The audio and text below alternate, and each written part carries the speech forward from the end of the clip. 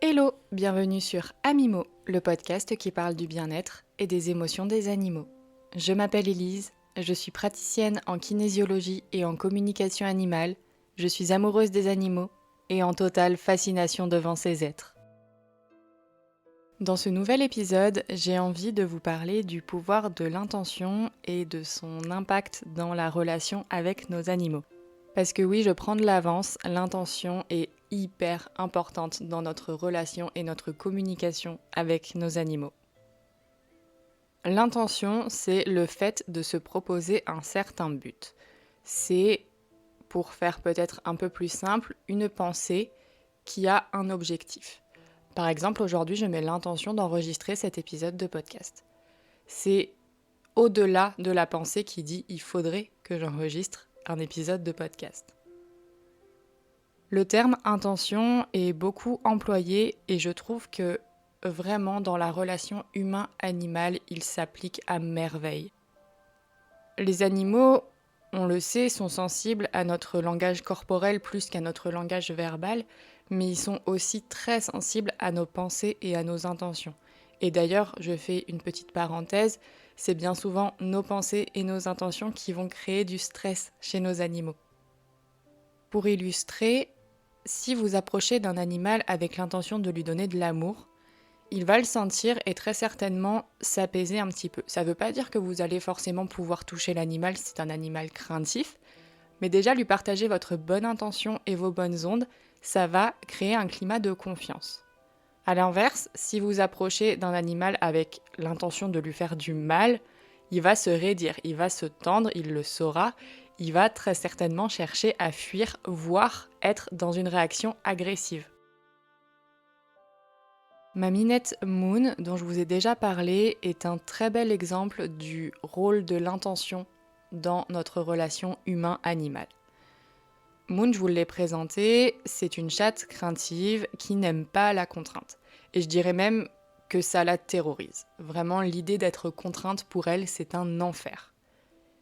Si je m'approche d'elle avec l'intention simple de la caresser, elle va accepter 95% du temps avec plaisir. Des fois, elle a ses petits moments de peur toute seule, mais 95% du temps, elle va se laisser faire sans rien dire. Par contre, si je m'approche avec l'intention de la contraindre, elle va fuir. Elle est inapprochable, vraiment, c'est un truc de fou. Je ne peux pas, par exemple, la prendre pour la peser. Ça, c'est quelque chose, elle ne voudra jamais. Si juste je l'approche avec ma main tendue pour lui proposer un contact, il n'y a aucun problème. Mais si dans ma tête, j'ai envie de l'attraper, de la contraindre, c'est mort, je n'approcherai pas à moins d'1 mètre. Un autre exemple très récent avec elle toujours, en me réveillant un matin il y a quelques jours, je me suis dit que ce serait bien que je donne un traitement antipuce au chat à titre préventif. Et pour le faire bien, je me suis dit que j'allais pas le faire aujourd'hui parce qu'il fallait que je fractionne en plusieurs prises. Bref, mes problèmes de gestion à moi. Donc je me suis dit, je le ferai plus tard, je le fais pas aujourd'hui. Comme tous les matins, je me lève, je donne la pâtée au chat. Et ce matin-là, Moon a refusé de manger. Et sur le coup, je me suis dit, c'est bizarre, j'espère qu'elle a rien. J'ai remis sa part au frais, je lui ai redonné plus tard, elle a mangé sans souci. Et avec du recul, en fait, j'ai compris. Elle a refusé de manger parce que j'avais mis l'intention d'y mettre un médicament. Et elle a retenu ça parce qu'en plus, elle est très connectée à moi. Moon, elle est très sensible et vraiment ultra connectée et toute intention, comme je le disais dans l'exemple juste avant, elle le sent à 10 km. Et du coup, là, dans sa tête, elle est restée sur « elle va mettre quelque chose dans ma nourriture, je ne mangerai pas ». Alors qu'il n'y avait rien. Vraiment, il n'y avait rien. Du coup, je commence à me dire que quand je vais avoir vraiment mis un traitement, ça va être l'enfer, elle ne va pas manger. Il faut que je travaille ça avec elle en communication animale parce que oui, ça se travaille. Un troisième exemple qui va concerner encore mes chats. Mes chats sont très très sensibles à l'intention, donc c'est beaucoup plus facile pour moi d'illustrer avec eux qu'avec d'autres animaux. Juste avant que je me mette à enregistrer cet épisode, Moon courait partout. Je voyais ses yeux de la connerie et je me suis dit, oh là là, comment je vais enregistrer avec un chat qui ne fait que courir dans l'appartement. Et Simba, il n'a pas cédé au jeu. Simba, il m'a regardé, il est resté calme. Et c'est là que j'ai réalisé qu'en fait c'était lié à mon intention là aussi. Là vous vous dites mais qu'est-ce qu'elle raconte? Comment ça peut être lié à l'intention? Aussi étonnant que cela puisse paraître, et c'est quelque chose que j'ai beaucoup de mal à expliquer, Simba, il fait très attention au moment où je travaille, que ce soit quand je fais des séances à distance ou quand j'enregistre des podcasts. Simba, il est très sensible à ça, et quand je lui dis là je vais travailler, il faut être calme, il se pose instantanément. Vraiment, il ne va pas chercher à courir dans tous les sens ou quoi, il se pose. Des fois ça peut arriver, j'ai pas mis mon intention très clairement, je n'ai pas verbalisé, donc je commence à faire ce que j'ai à faire et il arrive en courant, en jouant, en sautant partout. Et là je lui dis écoute, je travaille, s'il te plaît, reste calme et après, si tu veux, j'interagis avec toi pour jouer. Instantanément et systématiquement, il se pose. C'est vraiment quelque chose d'assez incroyable que j'ai du mal à expliquer aussi, puisque les animaux n'ont pas conscience de la notion du travail, mais c'est un fait, je l'ai constaté plus d'une fois, quand je lui demande clairement de se poser, il se pose. Bon, par contre, pour ce même exemple, Moon, c'est un peu plus compliqué. Quoique là, du coup, elle a arrêté son petit quart d'heure de folie. Je lui ai demandé d'être la plus calme possible et qu'après, je jouerai avec elle si elle en a envie. Elle est partie bouder, après elle est revenue me voir, donc je pense qu'elle a aussi intégré. Le problème avec tout ça, avec l'intention, c'est que c'est quelque chose de très très très dur à cacher. Et donc j'en viens au plus important, vous ne pouvez pas mentir à votre animal. Il lit en vous bien plus que ce que vous pensez.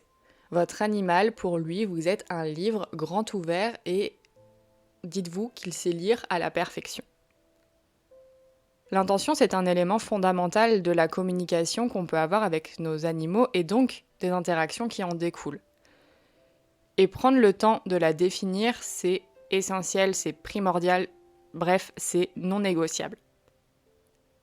Si vous vous mentez à vous-même et que votre comportement n'est pas aligné avec votre intention, vous allez totalement perdre votre animal. Il saura plus sur quel pied danser, il saura plus ce que vous pensez, puisque votre intention et votre langage corporel ne vont pas être en accord, sauf que votre animal va lire ces deux points. Donc il va se dire « mais je dois écouter quoi ?» Et du coup, ça va complètement brouiller, détériorer la compréhension qu'il y a entre vous. Un exemple concret qui peut être assez fréquent dans le domaine de l'élevage ou dans le domaine équin, ça peut arriver aussi chez les chats et les chiens, mais pour d'autres raisons, c'est si vous avez l'intention de vous séparer de votre animal. Dites-le lui. Ne lui mentez pas, il sait déjà.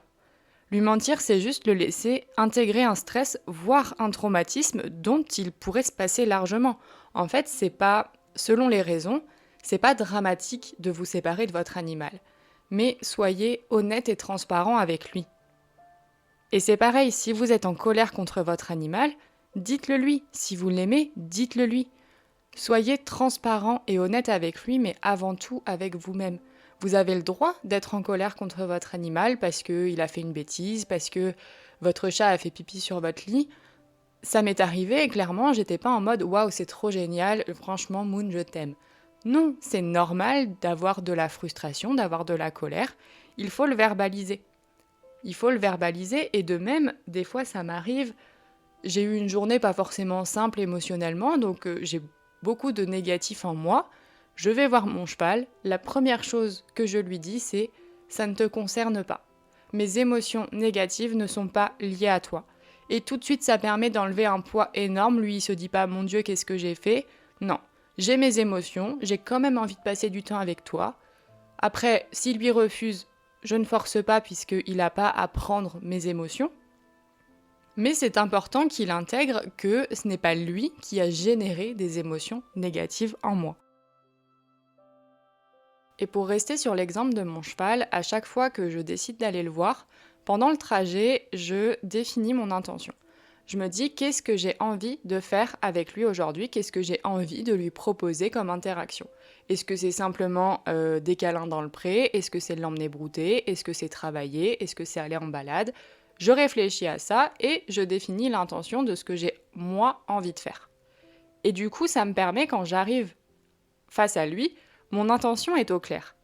Et lui peut décider ou non de venir. Si il décide de ne pas sortir, j'estime que nos intentions ne sont pas alignées et il n'y a pas de souci. Par contre, s'il me suit, c'est qu'il est d'accord avec ce que je lui propose. Nos intentions, pour le coup, matchent parfaitement.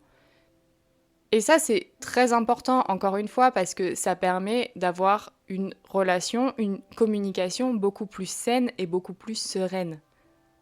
L'intention, c'est la clé au-delà du comportement, en fait. L'intention, elle est bien avant votre comportement. C'est le comportement qui doit s'aligner sur l'intention et non l'inverse.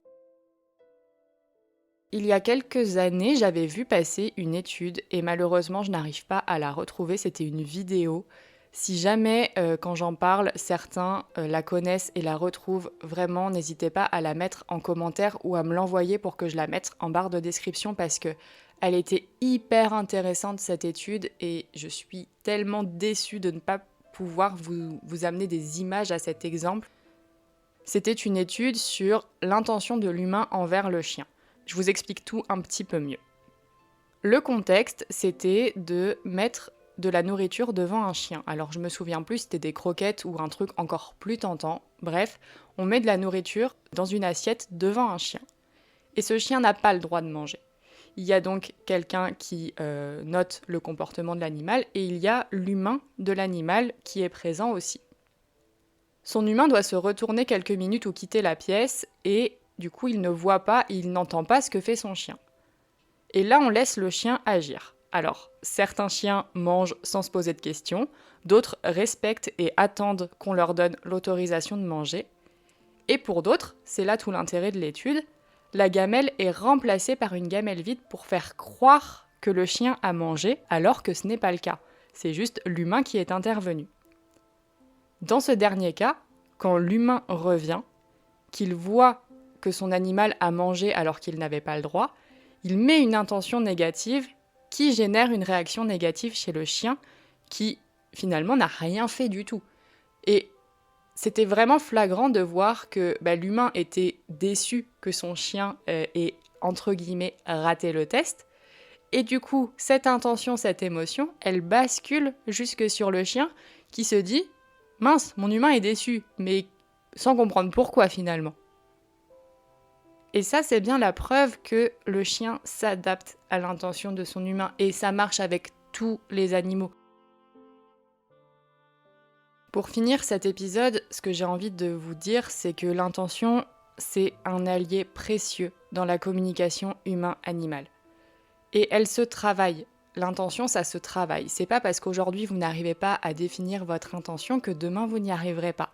Si vous conscientisez votre intention, vous allez pouvoir, entre guillemets, l'améliorer et l'affiner beaucoup plus pour être en accord avec vous-même.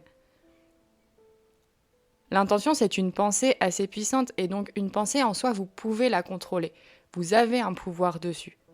Il suffit juste, comme je l'ai déjà dit, d'être au clair sur ce que vous souhaitez ou ce que vous souhaitez faire et votre animal réagira selon cette intention.